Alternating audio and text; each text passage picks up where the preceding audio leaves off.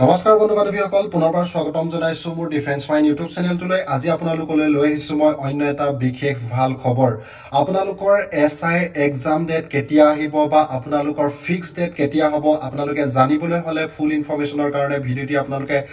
skip নকৰিব ষ্টাৰ্টিংৰ পৰা এন্ডিংলৈ এবাৰ ভালদৰে চাই লব আৰু যি সকলে মোৰ চেনেললৈ নতুনকৈ আহিছে তেওঁলোকে মোৰ চেনেলটো এবাৰ সাবস্ক্ৰাইব কৰি থৈ যাব যাতে আপোনালোকে আগলৈ এনেকুৱা ধৰণৰ ভিডিওবিলাকৰ আপডেট পাই থাকে সো বন্ধু বান্ধৱীসকল ভিডিওটি আৰম্ভ কৰো যোৱাবাৰ তুলনাত আসাম পুলিচৰ এবাৰ পোষ্টৰ সংখ্যা একেবাৰে কম প্ৰতিবাৰে অলপ হলেও বৃদ্ধি পোৱা দেখা গৈছিল যদিও কিন্তু এবাৰ একেবাৰে বৃদ্ধি নাপালে আগৰ সমানে থাকিলে এসআইত আপোনালোকৰ ইউবিৰ কাৰণে আছে 144টা পোষ্ট আৰু এপিআৰত আছে 7টা পোষ্ট আৰু এসআই এবি কমান্ডৰ কাৰণে আছে 51টা পোষ্ট টোটাল আপোনালোকৰ 202টা পোষ্ট আছে সো এবাৰ আপোনালোকে বহুত বেছি নিজকে এক্সামৰ কাৰণে প্ৰিপেয়াৰ কৰিব লাগিব আৰু এটা কথা সদায় মনত ৰাখিব আপোনালোকে এক্সামৰ আগত কান্দিলেহে আপোনালোকে সাকসেস হ'ব এক্সামৰ পাছত আপোনালোকে কান্দিলে কোনো কামত নাহিব এতিয়া আপোনালোকৰ এক্সাম ডেট ফিক্স হোৱা নাই কাৰণে হয়তো আপোনালোকৰ পঢ়াত মন বহা নাই বা কি পঢ়িম কেনেকৈ পঢ়িম বা কোৰ পৰা ষ্টাৰ্ট কৰিম আৰু এনেকুৱা ধৰণৰ কনফিউজনবোৰ যেহেতু মনলৈ আপোনালোকৰ আহি পৰে আপোনালোকে হেইবোৰত মন নিদিব পঢ়াত মন দিয়ক যাতে ডেট অহাৰ পাছতে এক্সামত আপোনালোকে নাৰ্ভাস নোহোৱাকৈ বহিব পাৰে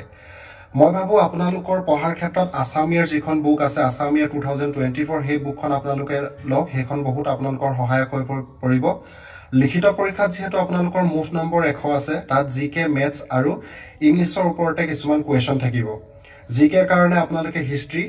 জিওগ্ৰাফি আৰু তাৰ ৰাজ্যিক প্ৰশাসনৰ ওপৰত কিছুমান প্ৰশ্নৰ ওপৰত আপোনালোকে গুৰুত্ব দিয়ক তাৰ ওপৰতে তেওঁলোকে কোৱেশ্চনবোৰ দিব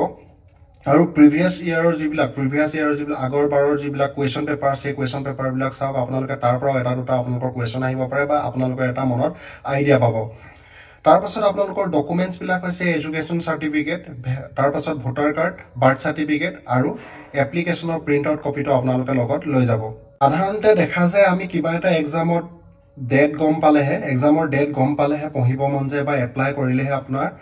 পঢ়াত মন বহে কিন্তু যদি সঠিক তাৰিখ আপোনালোকে যেতিয়ালৈকে জনা নাযায় তেতিয়া আমাৰ পঢ়াটো মন নবহে গতিকে আসাম পুলিচৰ এসআই বাবে বহুত দিন ধৰি কোনো আমাৰ নটিফিকেশন এতিয়ালৈকে অহা নাই গতিকে এটা এক্সপেক্টেড তাৰিখ লৈ আমি মোটিভেটেড হ'ব লাগিব যেহেতু মুখ্যমন্ত্ৰী মহোদয়ে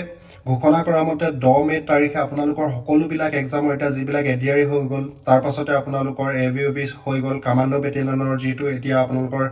হৈ আছে ইন্টাৰভিউ সকলোৰে এপইন্টমেন্ট আপোনালোকৰ 10 মে তাৰিখৰ ভিতৰত দিয়া হ'ব বুলি তেওঁ ঘোষণা কৰিছিল হেবাবে আমি অনুমান কৰিব পাৰো যে বৰ্তমান ডিসেম্বৰ মাহ চলি আছে আৰু ডিসেম্বৰ লাষ্টলৈকে কমান্ডো বেটেলিয়নৰ যেটো ইন্টাৰভিউ হৈ থাকিব